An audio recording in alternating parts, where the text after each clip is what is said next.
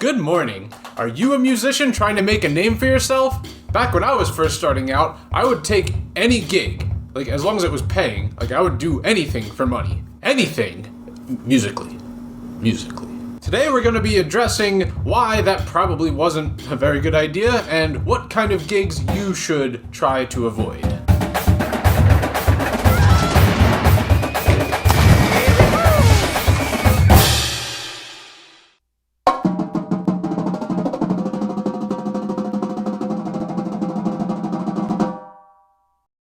In my most recent video, I watched some instructors from Expert Village and totally ripped all these people apart with wrong information, because there was a lot of that going around. Like, after watching this guy trying to move around the drum set. And it all insinuates that pulse that I have deep inside my soul. Then I went to this gentleman who was talking about his double cross stick technique off the rim of the tom, and that was something I never heard of before, and after watching all these other crappy people on Expert Village, I get to this other guy on Expert Village, I just think this is a bunch of bullcrap. But in actuality, this is a legitimate technique. It was broken down in a Jojo Mayer video, and also, our David R does a interesting video where he does a quadruple cross stick technique. But technically, I did a sextuplet cross stick in my parody of the double cross stick. But this isn't a competition about who can do the most cross sticks, but if it was, I would totally win because I did 6 of them. And one of the other videos in my breakdown and critiquing of these Expert Village videos was a snare drum player who broke down how to play an open roll and had some very questionable information in this video. So right after I posted this video to YouTube, I got tons of direct messages from people informing me that they knew who this guy was, and he is now a very successful percussionist. Because keep in mind, this video was from like 12 years ago. So I came to find out that his name is Dr. Alex Casimiro, and he marched in UMass's drumline. He also marched cadets. He got a doctorate degree in percussion. He traveled the world doing all sorts of performances and clinics, and now he is the associate director of bands at University of New Haven. So yeah, this guy is like freaking legit. So I reached out to Alex and I told him like, hey man, I made this video and I reviewed your old Expert Village video and I totally made fun of you for thousands of people to see for entertainment. My bad.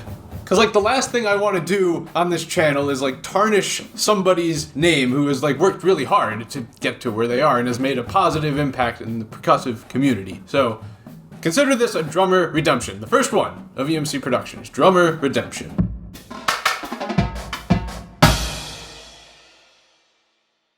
So Alex messaged me back and we got talking a little bit and he told me he's like actually trying to get them to take down that video off of Expert Village. Cause yeah, it's pretty bad. And we agreed that I should take out just his section of that review video. So if you go to watch that video now, his part's not going to be there anymore. And Alex also gave me some insight about what it was like doing this video for Expert Village. They pay $100 to somebody. They'll like have a guy come film you and you'll give some lessons, which honestly, like at the time, let's see, it was 2008. I was 19 years old. I would have definitely done that if I knew it. Like, thank goodness I didn't know about this, because, yeah, seeing how these turned out, that would have been really bad. So Alex took this gig, and the guy came, and they wanted to film 60 videos, all lasting for a minute. 60, like 60 videos in just one session. That is insane. I'm planning on doing 60 videos on this channel over the course of like 6 months. No way I could record them all at the same time. That is ridiculous. And not only did they want to record that amount of videos, there was like no preparation time. They just were like, hey, you're gonna record something. All right, good. Now let's do the next thing. Hey, good, next thing. Like there was no preparation for this. You're just doing, you're doing minute videos on whatever. For me to do one video, like here's the notes for this video right now. Like I have a whole page of stuff planned out to talk about. I wouldn't just go and talk about random crap and have like no like thought process of what was gonna be next. Like I need to plan these out, and that's the best way to do it. And Expert Village, well, they don't care. They don't give a crap. They just want as much content as possible. Not to mention that 1 minute tutorial videos, that's way too short. For me, I like to make at least 10-minute long videos if I'm explaining how to do something. Number one, so, YouTube videos, if you have a 10-minute video, you get more ads and make more money off of them. But also, I want to be as detailed as possible and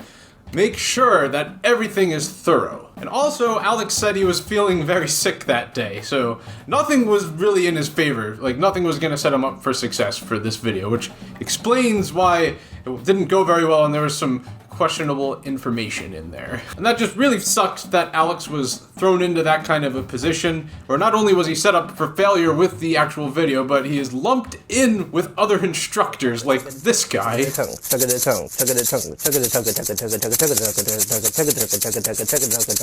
that is the drummer redemption for Dr. Alex Casimiro. He also sent me a link to his podcast in which he talks about how he auditioned and got into UMass band, and also his travels around the world playing at all these different places. It's really, really interesting. I totally recommend checking it out. I will leave the link below.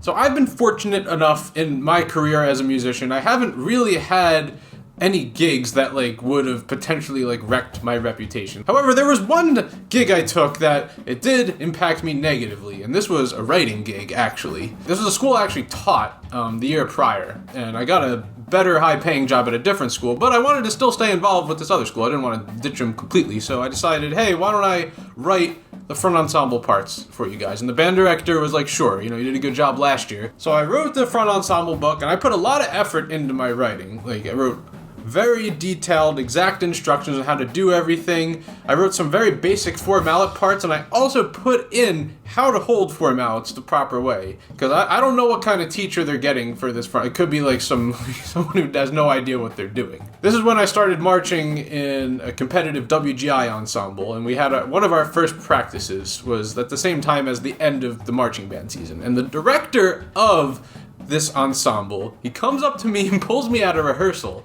And he's like, what the heck is up with that pit book you wrote? And I'm just like, what do you mean? And he told me that he was a judge at the show that this school that I wrote for was performing at. And apparently, the front ensemble was not playing most of the stuff that I wrote. He told me he went to sample them during the ballad, which has no drumline parts, and all they did was play the suspended cymbal rolls. They didn't play any of the mallet parts. And of course, at this competition, they announced right before the show, front ensemble parts written by Eric Carr. You got that? Eric Carr wrote this. So I don't know what the deal with this school is. Maybe they didn't have a tech, maybe they didn't have anyone that knew what they were doing or how to teach the kids, because the parts were pretty easy. They were well written. Most of them were either doubling some of the wind parts or harmonizing or playing the chords. There were definitely a lot of mallet parts in there. I wouldn't just go and write suspended cymbal rolls the whole time. So that's another unfortunate example of how taking a gig, it made me look bad, because the director now thinks that I don't know how to write music at all. I don't know what the heck I'm doing. But I do, I swear. I know how to write for front ensemble. I do.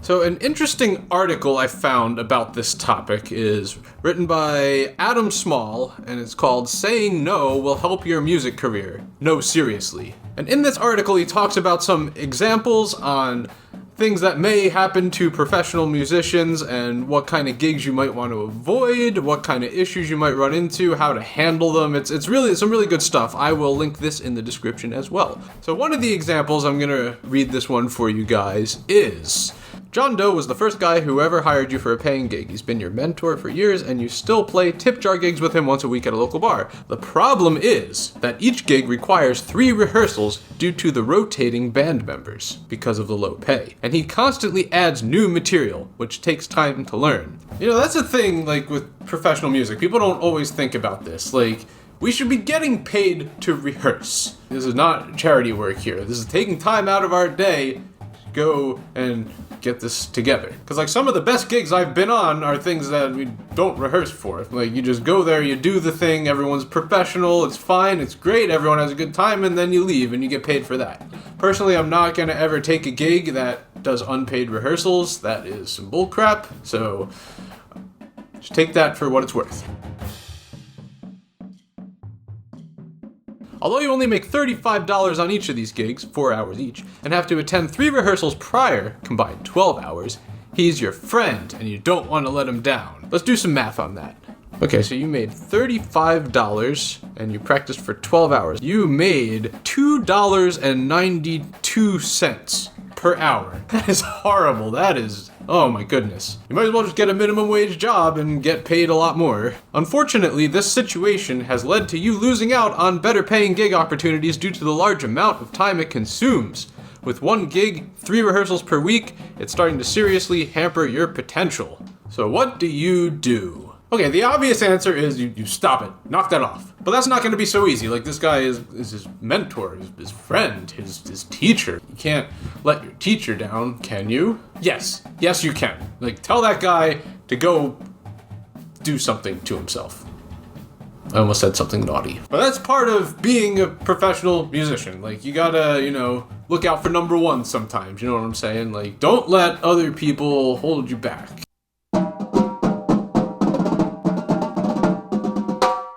So this example in specific, it really made me think about how much time I spent teaching high school band and how crappy it paid.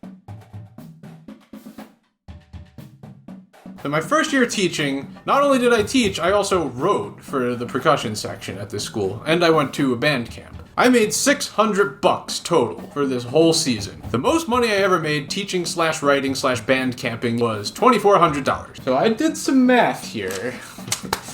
So over the course of a marching band season, I figured out roughly how many hours went into this. All right, this is a very rough estimation. It's definitely not exact. First of all, writing. I'm gonna estimate that this took about 50 hours. Then we got our summer rehearsals. 3-hour rehearsal 2 times a week for 8 weeks, totaling 48 hours. Okay, then we got band camp. Now this is usually like 5 days long, and technically you're there for 24 hours, but I'm gonna be nice with this. I'm gonna eliminate sleeping time, so that's -8. I'm also gonna eliminate meals, which is another 3 hours, because you get 3 meals a day for an hour each. And there's about 2 hours of like activities or mandatory fun. So that's 12 hours in a day that we're actually working. So 12 hours per day for 5 days, that's 60 hours at a band camp. Then we start our competitive season. We got our weekday rehearsals.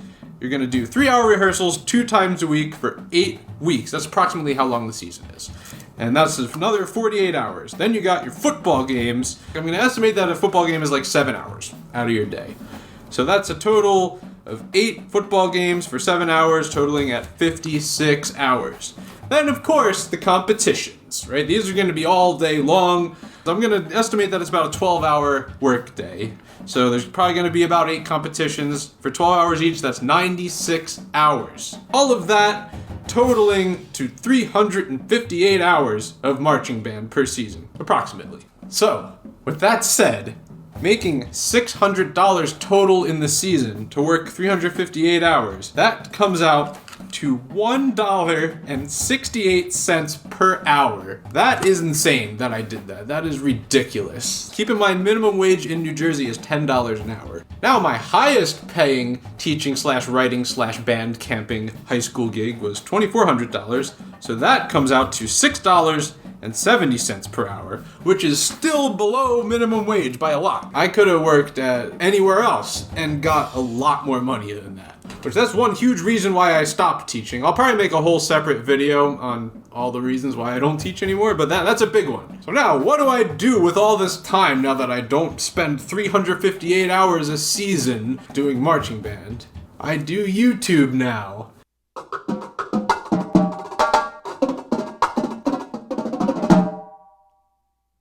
Instead of teaching a marching band show, I decided to make my own, Chickens and Demons. If you haven't seen this amazing show, I'll link that in the description as well. So for the Chickens and Demons series, this consisted of 10 videos total, and I'm going to include the money I made from the ads throughout the lifetime of the video, from when I posted it until right now. So the first video was the show announcement video, followed by the marimba feature, then the bass drum feature, then the tenor feature, then Flight of the Chicken, then in the arms of a chicken, followed by a snare drum feature, followed by the cymbal feature, followed by the closer.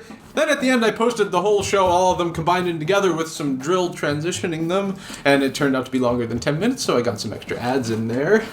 That YouTube strategy. All 10 of these videos total to a profit of $961.36 as of right now.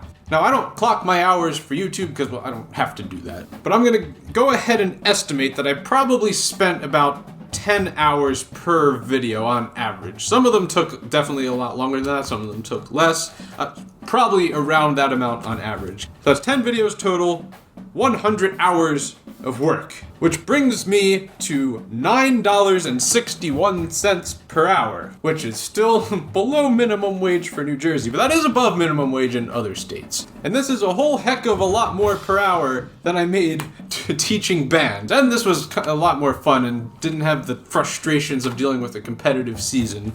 And it was also a lot less hours overall. And the best part is, as long as people keep watching these videos, I'm gonna keep making money off of them. So with these calculations here, from a financial standpoint, I should have stopped teaching marching band a long time ago and should have started working on YouTube stuff. I can only imagine where I'd be at now if I put this much time and effort into my YouTube channel starting like 10 years ago. But I didn't, so we're where we are right now, and yeah, this is only gonna keep going up from here. Like recently my channel has like been blowing up like crazy. I've had like 5 or 6 of my older videos like suddenly spike up in views, which doesn't happen that much. Usually you'll just get like most of your views within like the first 2 weeks, and then it'll kind of plateau out, but got some spikes in there, including the hardest closer video. That was one of them. That had about 50,000 views a month ago, and that shot up to over 200,000 within this month, so that's awesome that that's happening. I got that algorithm starting to kick in, and also the videos I've been posting recently have been doing well also,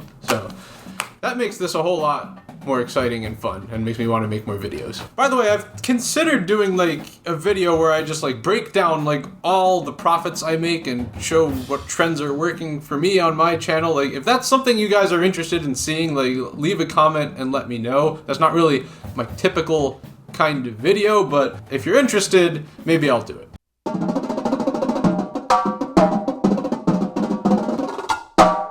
So those are some of my thoughts on gigging and, you know, things that might happen and things that, you know, sort of worked for me. My advice for any of you guys that might be, you know, trying to take gigs and become a professional musician, like, if possible, try to do some research on when somebody offers you a gig, because like I said, no, I got pretty lucky. I would have taken any gig if it was paying. Just try to use your best judgment when someone's presenting you with a gig, because the worst thing that could happen is you'll like totally screw up your musical career, like, oh, you're the guy that like did that like horrible, terrible gig, and now you're famous for that, and we don't want to hire you ever again. So just try to do your best out there as a gigging musician. It's, you know, you gotta do what you gotta do to get by sometimes, but do your research, you know, consider one gig from another gig, which one might be better, which one may make you more money, more profit, more famous.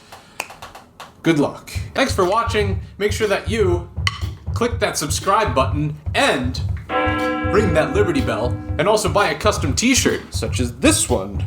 I'll leave the link in the description. And have a good morning.